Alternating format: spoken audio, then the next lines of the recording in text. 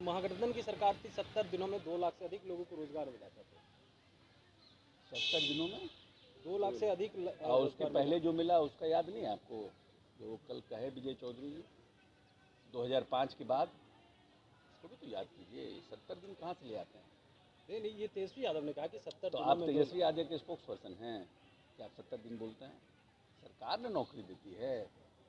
आप बाइक चला रहे हैं, आप एजेंडे पर मत ना बात करिए, क्वेश्चन पूछिए। एजेंडे के साथ क्वेश्चन नहीं तो पूछिए। क्या सर आगे भी रोजगार मिलेगी इसी बिल्कुल, तरीके से? आपके रोजगार देते आ रहे हैं 2005 से। 7.5 लाख रोजगार बना है और आगे भी रोजगार देंगे। बिहार विधानसभा में माननीय विजय चौधरी जी का बयान और माननीय नीतीश जी का आपने बयान नहीं देखा? तो सरकार बयान दे रही थी ना, हम लोग सरकार के पार्ट हैं। जब सरकार का बयान है तो हमारा बयान है। सर नियोजित शिक्षकों को लेकर के भी जो चर्चाएं हैं और 5 बार जो सक्षमता परीक्षा की बात की जा रही है, शिक्षक कह रहे हैं नहीं देंगे एग्जाम। शिक्षा मंत्री जो होंगे ना उनसे पूछिए। ऑप्शन कल दिखे और कहा जा रहा है कि जो भी है उसमें कार्रवाई सख्त होगी। सर इधर भी नहीं, ठीक है। अब तो सब तो जांच का विषय है ना। मान लीजिए कंप्लेन हुआ है, जो लोग किया गया है। देखिए हम लोग तो अपने, हमारे पास बहुमत था, सब जानते हैं हमारे पास बहुमत है भी। हम लोगों ने बहुमत सिद्ध किया, बहुमत से ज़्यादा नंबर हमारे पास है। तो जो लोग हमारे बहुमत को तोड़ करके और हमें डिस्टैब्लिश करना चाहते थे, उन लोगों ने कुछ किया है। हम लोगों ने तो अपने विधायकों को रिटेन किया, जो उनकी शिकायतें थे जो। और इस बीच क्या हुआ है, क्यों ऐसा हुआ, उसके लिए कुछ लोगों ने कंप्लेन किया है, जो जानकारी प्राप्त हुई अखबारों के माध्यम से। तो उसकी जांच होगी।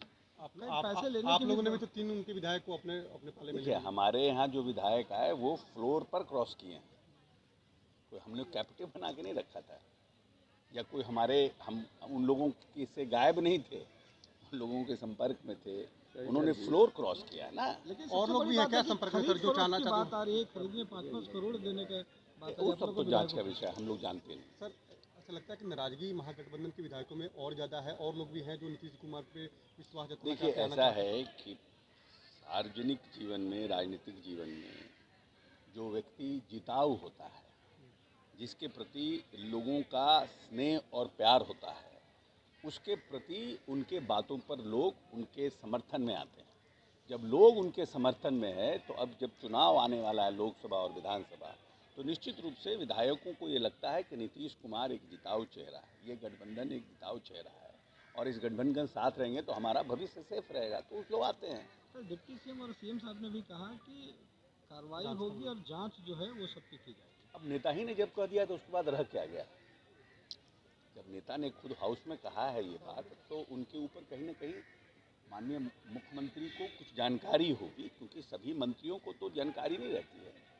तो माननीय मुख्यमंत्री को कोई जानकारी होगी और उस जानकारी के बिना पर उन्होंने ये बयान दिया है, तो जांच होगी। बीजेपी की ओर से नंदकिशोर यादव अध्यक्ष बनाए गए हैं, अध्यक्ष के उम्मीदवार बनाए गए हैं। आज उन्होंने तो नंदकिशोर यादव जी का लंबा संसदीय जीवन रहा है और लंबे समय से उन्होंने कार्यपालिका के रूप में, मंत्री के रूप में भी उन्होंने भूमिका का निर्वहन किया है और लंबे समय से बिहार विधानसभा के सदस्य रहे हैं। एक सीनियर सीजन्ड व्यक्ति हैं। हम समझते हैं कि उनके अध्यक्ष बनने से, निर्वाचित होने से, इसकी पूरी संभावना है, क्योंकि हमारे पास बहुमत है। एक स्वस्थ परंपरा की शुरुआत होगी और एक नए तरीके से विधानसभा के सत्र को और विधानसभा को चलाने में उन्होंने अपनी महती भूमिका का निर्वहन करेंगे। मंत्रिपरिषद का विस्तार को लेकर क्या कुछ रणनीति अब सरकार? ये तो मुख्यमंत्री का प्रोग्रेटिव है ना, ये तो मुख्यमंत्री जानते हैं।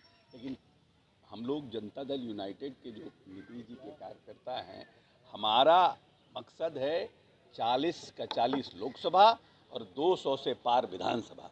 ये हमारा है, हम लोग उस पर काम करने। मंत्री किसको बनाना है, नहीं बनाना है, ये तो माननीय मुख्यमंत्री का प्रोग्रेटिव है ना। उसकी ना हमें जानकारी रहती है, ना उसकी कौन क्या हो रहा है उसके, हम लोगों को तो मुख्यमंत्री इसका जवाब दे पाएंगे। आज नए सरकार का पहला बजट है सर, बजट को लेकर के क्या उम्मीदें और क्या कुछ नया खास? देखिए जो आर्थिक सर्वेक्षण कल पेश हुआ है, उस आर्थिक सर्वेक्षण से ये बात स्पष्ट रूप से पता चलता है कि बिहार की जो सरकार है वो आर्थिक रूप से सशक्त और मजबूत व्यवस्था के साथ आगे बढ़ रही है। हमारा ग्रोथ रेट भी आगे बढ़ा है। जिस ग्रोथ रेट की हम बात करते हैं कि हम विकसित रूप से आगे बढ़ सके, उस पर भी हमारा अच्छा है। 15.5% के आसपास का है हमारा। और जो हमारा मेन पैमाना है बजट का, जो हमारा मेन स्तंभ है वो पूरी तरह से मजबूत है। और हम समझते हैं जो आज बजट भी आएगा वो लोक कल्याणकारी बजट के साथ जो सरकार की 7 निश्चय 2 की जो घोषणा है उस पर ताकत होगा। तेजस्वी यादव ने